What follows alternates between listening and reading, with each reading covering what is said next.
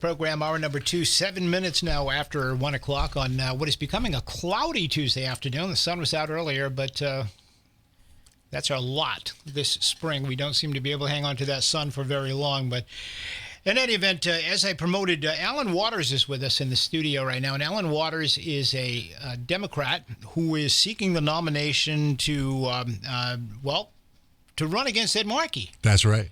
And we've been talking for some time. I mean, Ed Markey is like the locust that hides underground for 6 years, and it comes out, and we see him, and all of a sudden he's there, right? Oh, remember, he's worse than a 15-year locust because, in fact, he's been around since 1976. There you go. So he hides out, and then he pops up all of a sudden. Right. So you're looking for the nomination. Now, let me first ask you to tell the folks a little bit about yourself and why you decided to get into this thing.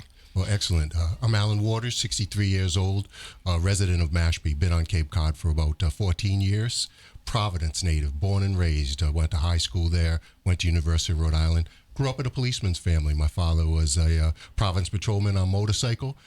He also was a former Army Ranger. My mother was a tough lady, tougher than my dad. So I grew up in a real tight household, go to church now and then, respect the law, respect the Constitution, respect your mother and father. And I have 5 children, 2 from a first marriage, 3 at home right now. And those same values I pass on to my children. My father said one time in his woodworking shop after he retired, he was a cabinet maker, he used to say, if you're just following the 10 Commandments, you got a lot of it covered. And so it's those type of values that it's not just in my family, but in society, there's a lot of things that are missing. We need a different type of leader that may not talk about religion specifically, but uses some of those things as a guide, because I think a lot of us have lost our compass, So as a society. What made you decide to get into this thing? I mean, running for the Senate is a difficult thing, and especially against an entrenched incumbent, it's very difficult. Isn't that a problem, though, when you think about it? The whole system, the duopoly between the Republican Party, the establishment, and the Democrat Party, it's very hard to break in to be a newcomer. Even when you have a lot of money, the system can close out against you because in a way, they're almost appointing a lot of people to run. They like your money. They like you to liquidate, to lubricate the system. Listen, I got into politics maybe 6 years ago. I ran for state senate, Cape and Islands district in 2004. I was my neophyte run, never ran before, never really was involved in politics. I got to that point because I'm a natural conservative, kind of like follow the Constitution, use, kind of walk the righteous path kind of guy. But this country's in trouble. What keeps me up at night is that, we have 2 major parties, fast forward to 2019, and we've got a $22 trillion budget deficit. Nobody wants to do the business of actually managing. They want to throw rocks. We want to, some Democrats want to impeach Donald Trump. I think they're going to blow themselves up if they keep this up. But, it's that sort of thing that says, what? We need a different type of leadership. And, of course, in Massachusetts, there's only 500,000 registered Republicans. I like to say, I'm an African-American, I'm a black man. In this area, there's all kinds of variations of that. I'm just black. What's my point I wanted to make? There's only about 500,000 people in Massachusetts that call themselves black versus Latino or something like that. Blacks, Republicans are both minorities in Massachusetts. It's very hard to win a statewide race. It's been 39 years since Ed Brooke retired, left office. That's a long time. We can get a couple of governors in there now and then, but the statewide, very difficult. So you got to take a different path. But again, what motivates me is that, when you think about higher education, healthcare, the budget deficit, and on, the waste, the fraud, the abuse, we've got to turn this country. We have to get this country back for people like you and me. And that's the thing. We're held out. There's a high ticket. You're either going to give up your soul or you better come up with something that they really want. You know? So you identify yourself as a blue dog Democrat. You're running as a Democrat, but you say you're a moderate voice, and you have, as you just articulated, mainstream values. And that's absolutely right. So when we talk about blue dog, there's a blue dog coalition in the House of Representatives. They're conservative Democrats. They represent common sense solutions. They represent the type of politics that are talking about mainstream, attracted to people who like mainstream American values. Some people say, well, that could be Republican. No, they're Democrats. But maybe when you think about it, yes. And in Massachusetts, I'm a rare bird indeed. As a matter of fact, in the party, a conservative Democrat, with moderate politics is very rare. But I believe that that's what the people are really looking for. It's like Apple sells you things that you didn't even know you wanted. We want to get back to the future in America. Just like we talked earlier about President Kennedy. I mean, he wouldn't recognize where some of the Democratic Party is going. And I believe that there's people out there, moderate Democrats, moderate independents, and Republicans, and even conservatives that want a different type of Democrat. I represent that to all the voters of Massachusetts who are interested in that. I've often asked my audience, because, as you know, New Bedford is largely a Democrat enclave, as is all of Massachusetts and even into Rhode Island, where you're originally from. Where are all the middle-aged, middle-class Democrats right now? We don't hear from them. I mean, you look at the national scene and you've got, 23, 24 flaming socialist Marxists out there running. And I don't think the traditional Democrats that live in New Bedford, people like our age, 60 years old, 50s, jobs, houses, they've been working forever, raising kids, putting them through. You're not hearing from them. I'm not sure where they are at this point. I don't see anybody out there that really appeals to them on the national level. You say that you can appeal to them. Yes, I'm going to appeal to them because what do we call those? Those are the silent majority. We used to use that term. Whatever political cycle that was, you would know more than I would. They're going back. Too many political cycles to remember. But they're still there. Yeah, they are. And some people we call them the Reagan Democrats at one point, too. I know just in this last term, there's Republicans who left the Republican Party because they're not happy with whatever. There's Democrats who've left. So a lot of those people are independent. They're still going to vote for blue or the red team, but that's part one. Part two is, a lot of the traditional middle class, moderate people, they're just going about their life. Of course, it's always the edges, right side, left side, that are the most vocal. They're the birds that chirp a lot and maybe get some worms that keep them going. But the short answer is that there's still that wide open middle. And Senator Markey, we know that he's not only pandering to the left, he's on the left. He's a leftist. All you need to be is center left, center right. That's a whole lot of people who don't want to vote for Senator Markey. That's where most people live. Most people live right in the center. Right, exactly. So Markey is an environmentalist. Markey supported the new Green Deal with AOC out of New York. Markey, if he had his way, we'd stop fishing here in New Bedford because it's environmentally not nice to catch fish, I guess. So, I mean, it's difficult for folks around you to connect with Markey for a lot of different reasons. Plus, he's AWOL. You never see him. You never hear from him.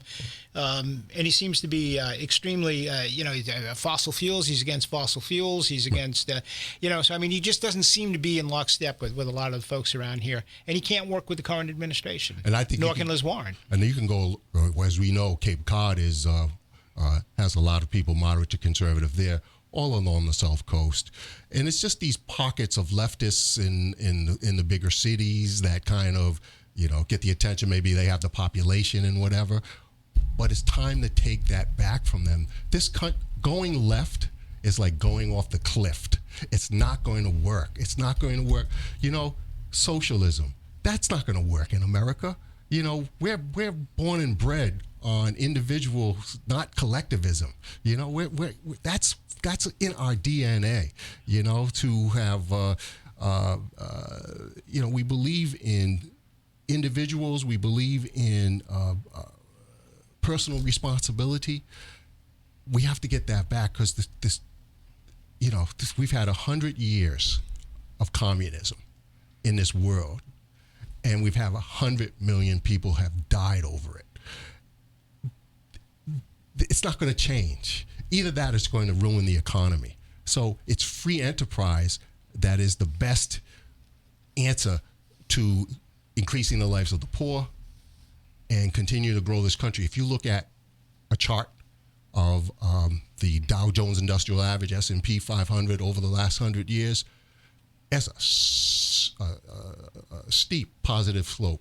That's the picture of capitalism. Oh, you have some valleys, but it always fixes itself and gets back. It resets itself.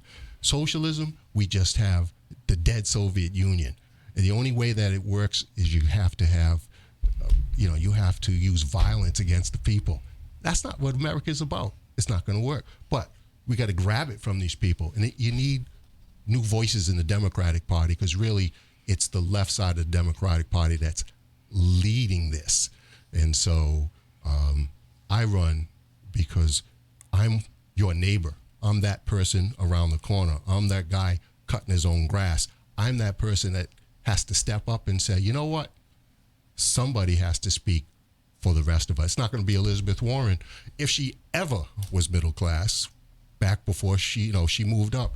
I mean, the mere fact that she committed indigenous identity fraud and she gets $300,000 or $400,000 a year for one course at Harvard, great for her. I don't covet anybody else's game or anybody else's wealth, but it's that whole mentality of, the rich, elite liberals are trying to get too much control of America. We got to just bring it back to balance, Well, to that end, a key part of your platform is to repeal the 16th Amendment, which calls for the income tax. How would that happen? Well, we're talking about the Fair Tax Act. What the Fair Tax is not just an act or what it is a movement. But let me explain. If you want to really clean up the swamp in Washington, right side, left side, doesn't matter. You want to clean up the swamp. One of the ways you can do that is to repeal the 16th Amendment that was enacted in 1913. What's the point? That's the income tax. Everybody that's listening on this radio station either knows someone or personally has had a problem with the Internal Revenue Service. Our code is too complex. People make honest mistakes. Sometimes they can't pay the debts that they create, tax debts. And what happens? We have America shouldn't put our people in the grinder. So if you don't have an income tax, but what is the fair tax? See, I signed a pledge with Americans for Fair Taxation, fairtax.org, to support the Fair Tax Act in Congress. Simply stated, replace the federal income tax with a national sales tax. No more income tax for working people, no more federal income tax on the profits of for-profit businesses. And also, actually, no estate tax either. Replace that with a national sales tax, and in 3 years, close the Internal Revenue Service. You don't need it anymore because there's no more income tax. When you talk about time and money every year to comply with the code and to pay our taxes and to it's over $1 trillion. That's craziness. We need new common sense. The people don't need to go through that. Some people will say, well, wait a minute, a sales tax, that's going to be regressive. Well, one of the great things that's built into the Fair Tax Act is something called a prebate. A prebate basically is it's almost like a monthly rebate check that every American that's eligible is going to get. I'll be specific. I have a family of 5. Our prebate check every month, the government would send us $700, not a welfare check, just a prebate check. And $700 mathematically covers about 3,000 worth of goods and services at a 23% sales tax rate. That's kind of what is in the act. So the government gives you money to spend to basically pay for life up to for the basic necessities. when I think about a regular month of taxable goods and services, I'm not spending $3,000 a month in stuff that's taxable. Not typically, we go to the store and things like that. So what that means is that for people who would be difficult for them to adjust, especially to having a sales tax, what's good about it is that then at least people up to what we call the poverty level, the prebate would help pay for that, and maybe more. So they might be in the. Well, what about those that are going to take that $700 and go right to the drug dealer with it? Well, you know what? There's a lot of people in this world that make a lot of bad decisions, and the problem is, especially with a lot of liberal thinking, is that we have to keep covering them and covering them and covering them for their mistake, as if. But I believe in free will. I believe that every person, unless they truly have the incapacity to do so, make adult decisions, and they have to live or die by some of those decisions that they make. We're a country that tries not to have people laying all over the ground, although you can see, like in Los Angeles, those. Well, I was going to ask you about Los Angeles because we do, and that's this topic that we've actually gotten a lot of traction with here on the station. A lot of folks are concerned about what's going on in LA because that's kind of like the ghost of Christmas yet to come. Sure. And a lot of folks are beginning to realize that's us in 10 years from now. That's right. And so, I mean, what do? I mean, you got 50 blocks in downtown Los Angeles that are really just filled with garbage and feces and rats the size of footballs. I'm hearing described, and but yet the courts tell us, well, we have to let these people. It's the First Amendment right. They get to congregate and pitch tents outside of City Hall if they want to do that. And a lot of these people are drug-induced people, drug-addicted people. A lot of them are people that back in the day would have been institutionalized that are not. They're not people that you can just simply build houses for and say, well, move into the housing. They don't want that. There's already programs. They don't have the habits to do that. Yeah. So how do we do that? How do we solve problems that we're seeing in Los Angeles and San Francisco and other cities like that, Las Vegas, any big city where it's warm and that have programs? The short answer is there's a lot that we're not going to be able to do for it because, again, people do have their rights. But what we want to do, instead of just having some safety net where we're just giving people money to survive, is to continue to improve the economy. But we have to grab a lot of other things. We have to grab our K through 12 education. There was a civil rights icon from the 60s that a quote is, "Never let your enemy educate your children." And what we have done in America in a lot of cases have allowed the left to educate our children, and that's why today we have so many children are saying, well, you know what, maybe we'd like socialism, and the answer is, well, then they haven't had a full education, and that's just one example. But back to the fair tax very quick, and why it would clean the swamp, it would be this, Barry. The answer is, in 2017, during tax reform, Republican-led tax reform, there was about 6,000 federally licensed lobbyists that participated in it. Out of though maybe somewhat over 10,000 that are there. The lobbyists spent over $3 billion in that year, maybe not all on tax reform. But you see, if these people have such easy access to our legislators, then the country really doesn't belong to us the way it does. However, if there's no more income tax, then that takes away a lot of the work of these lobbyists because, in fact, their whole job is to try to get a good deal for their customer, whether it's in agriculture, drugs, somebody specific, someone very rich, whatever that is. We can take more of America back if we eliminate the income tax. And lastly, on that whole subject, just the income tax system is not fair. You pay your taxes, I pay my taxes, but 44% of the American people that should be paying tax aren't paying tax. They're just not paying tax. I estimate there's about 100 million people that aren't paying income tax. People that are rich, some few, poor. Then you just have a lot of people that are here illegally. And then you have people that are in black market economy. And, well, that means it's, in terms of numbers, statistics, you're putting the burden on America on a lot of working and middle-class Americans. That's not fair. But with the fair tax, whoever goes to the store and buys goods and services helps to pay for America. And that's what's a beautiful thing. That just spreads it out. and a lot of people aren't. Will, but people are eligible to get the prebate, so that makes it a very progressive tax. I'm just a regular middle class. I get $700. That's still big to me.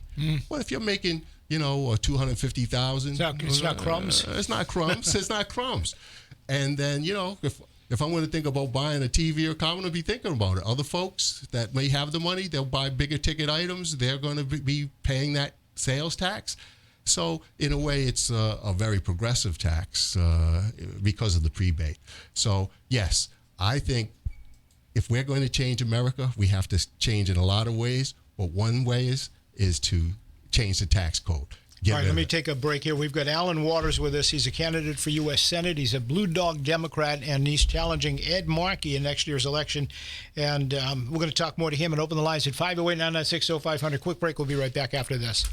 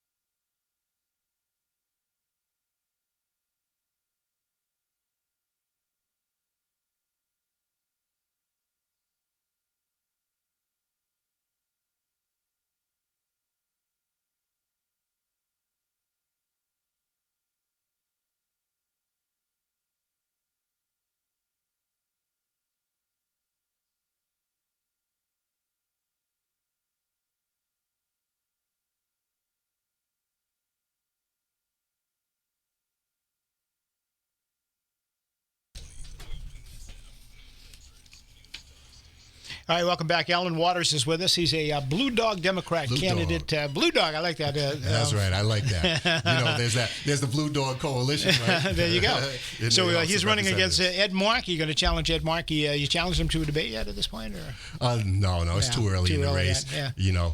Hopefully I'll be able to get on the stage with him in 2020. Yep. But it's coming fast. Oh, it is coming too fast. The first Democrat presidential debates are already this month. Can you believe that? For next year. That's right. It's coming up. So the whole idea is you've got to earn your place on the stage. Yep. I have a mountain to climb, but thank you for inviting me to speak to the people, because once they hear me, hopefully there's a subset of your listening audience that says, you know what, Alan Waters for U.S. Senate is my type of guy.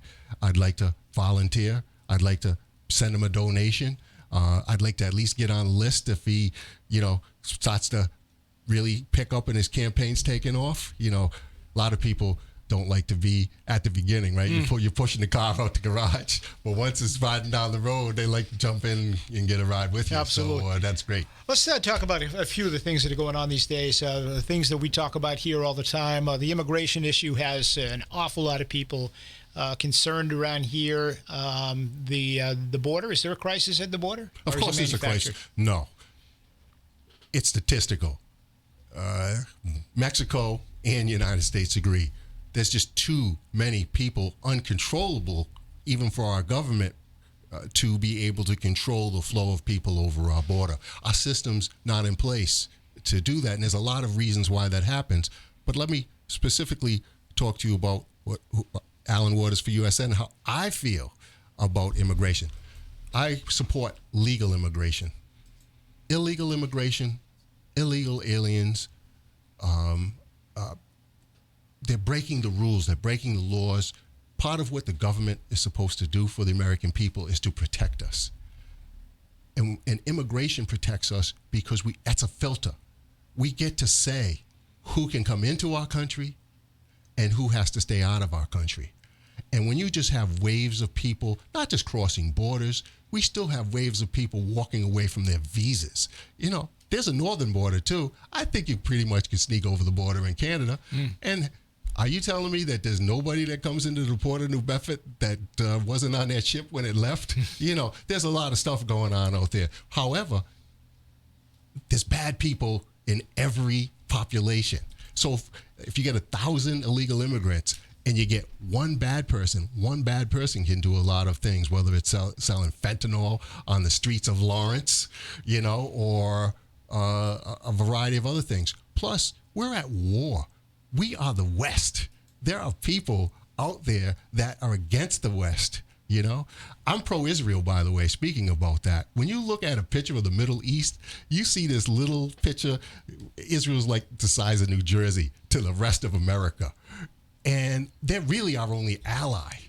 We have to protect the American people. And secondarily, we have to protect our friends that believe in us. And that's why I support Israel. I'm not a Democrat that wants to say, well, you shouldn't be funding them. They're treating, you know what? They've always been our friends.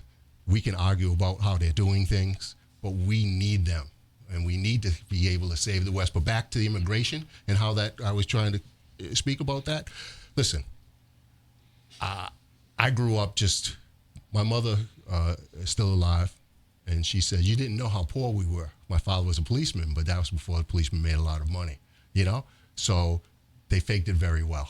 I never knew poverty. I always had a dinner on the table, even if, even must have been the generation, because I was the same way.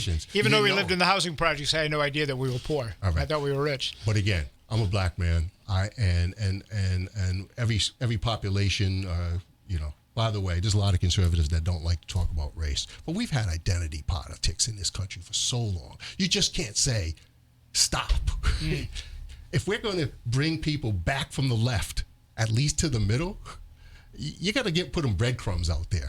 And so what do you think people like Candace Owens and the what is it, Blexit movement? Is this effective? The answer is, I don't think it's that effective in the black community. I think it's great theater for the general population of people, which includes some blacks and, the majority and et cetera, et cetera. I'll tell you why. It's just that so many African Americans, especially through the civil rights movement, have bought in to the leftist pablum.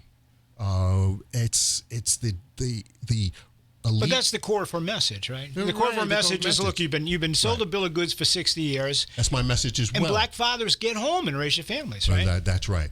And there's a whole lot of reasons. And it's not just the blacks, it's Latinos. And as you know, in a state like Massachusetts, where then that means 80% is white, we have many more of white population that is on welfare and not going anywhere with their life, and it's generational. So we have to change poverty in a lot of places. But back to Candace Owens.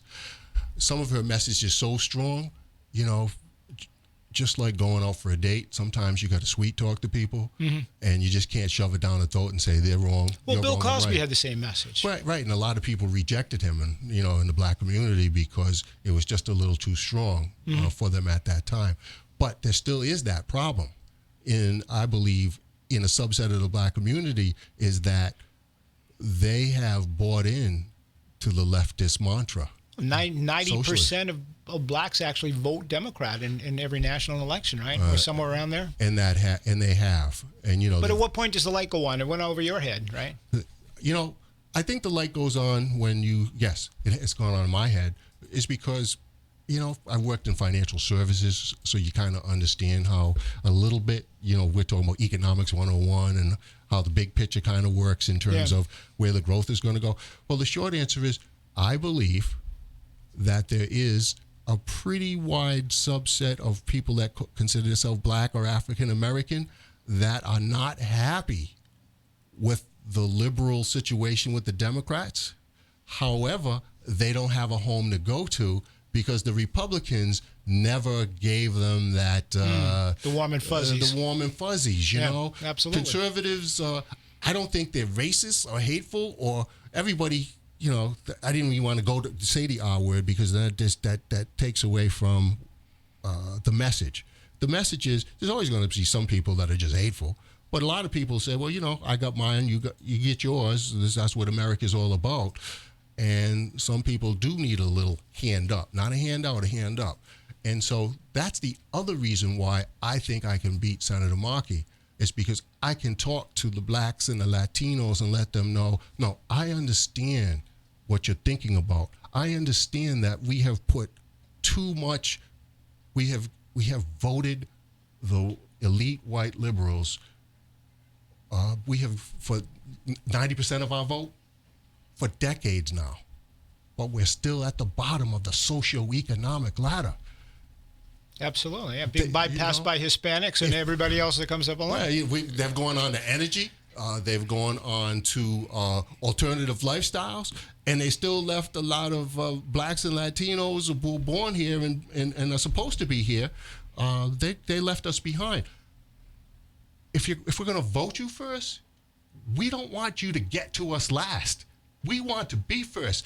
Blacks in America, a lot of us, we're no longer satisfied. We're Americans first, but we're left behind because we've bought into a system that doesn't really work for us, yet we haven't had any help from the right side. It's a bit almost like, so they're caught. What do you need from the right side? What do you need in general? I mean, to say, hey, we're with you. Or I know Trump has tried to get the message out there. When he ran, he said, you keep voting for these people, and they're screwing you over left and right. What do you got to lose? Give me a shot. What do you need to hear in order to believe that? The only thing that you can really do right now is just keep running with the statistics. That's it.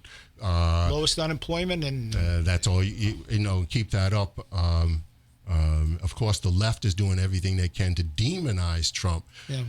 Can you work with Trump if you get elected? The answer is, personally, as part of being a moderate blue dog Democrat, I will transcend party lines. I will work across the aisle to do what's the best, or I think's the best, for the American people. So will a Massachusetts U.S. Senator, I hope to be the next one, will I work with Donald Trump?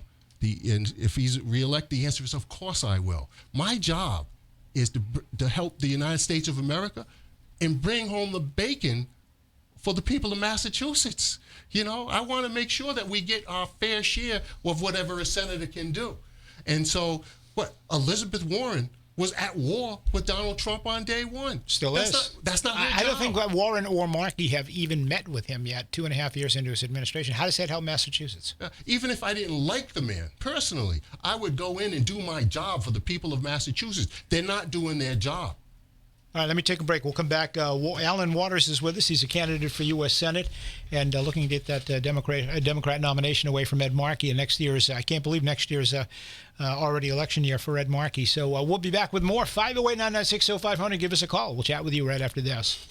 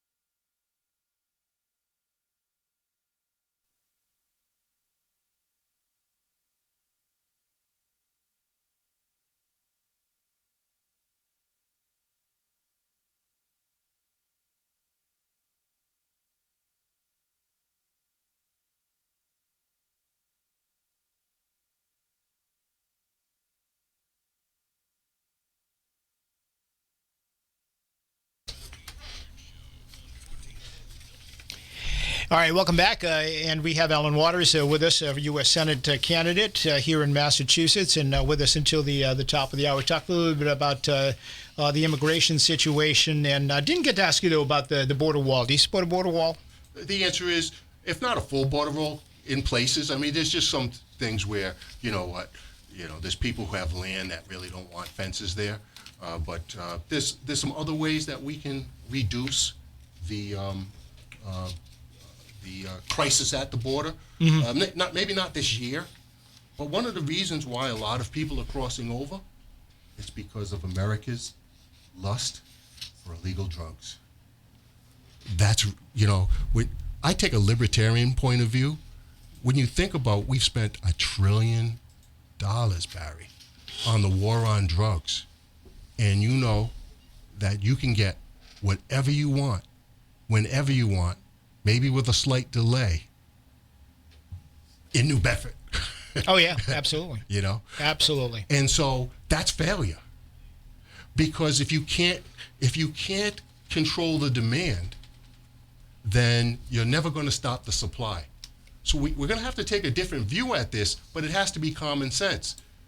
Now, that said, I haven't had a loved one who has died from an overdose.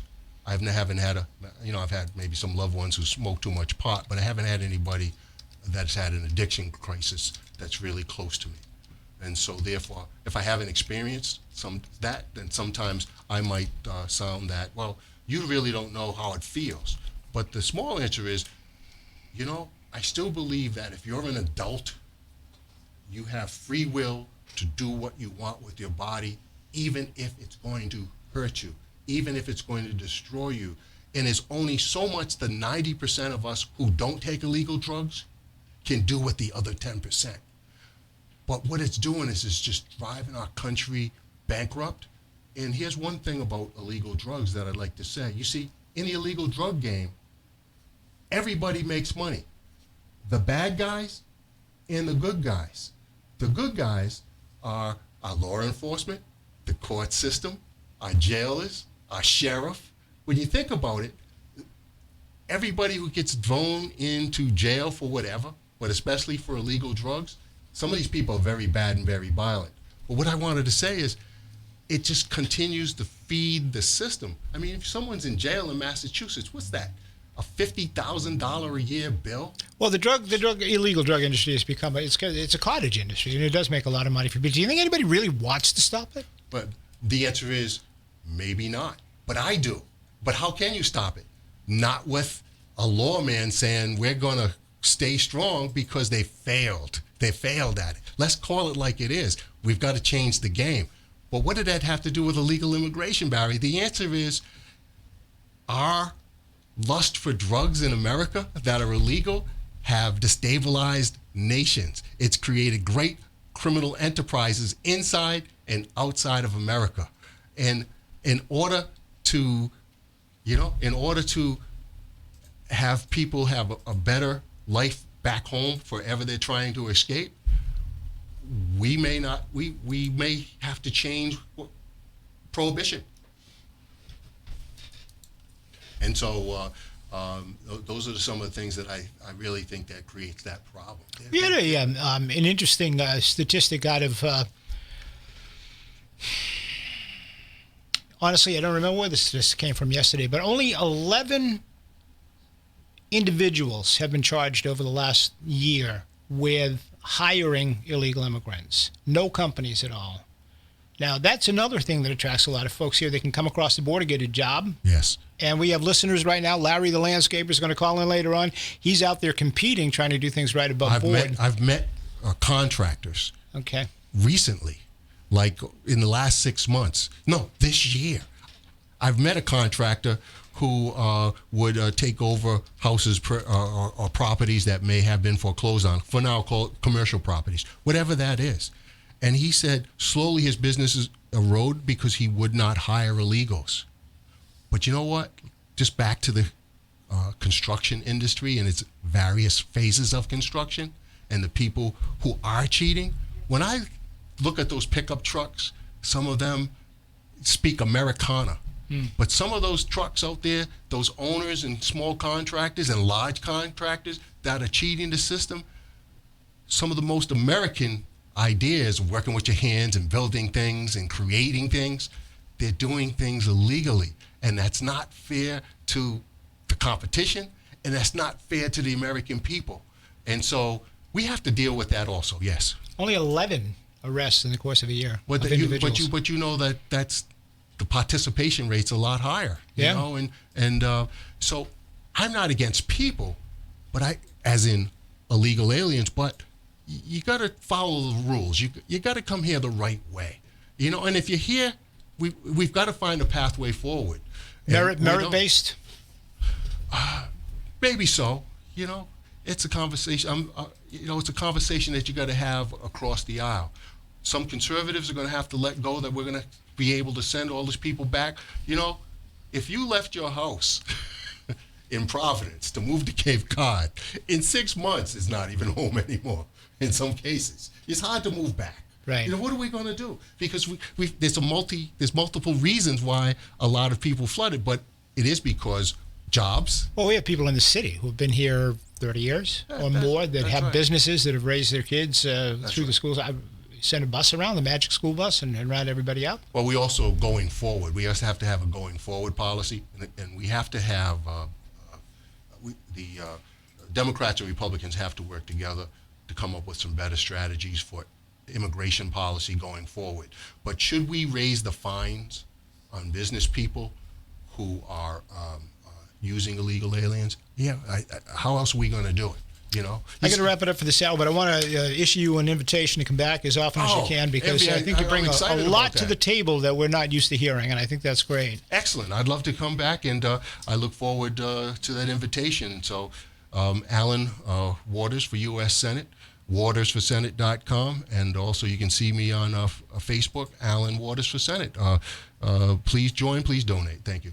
Thank you, Alan Waters. We're going to take a break for the news. We're going to come right back after the news is over, and we'll get your calls. One more hour before Howie Carr. So stick around. You're listening to 1420 WBSM.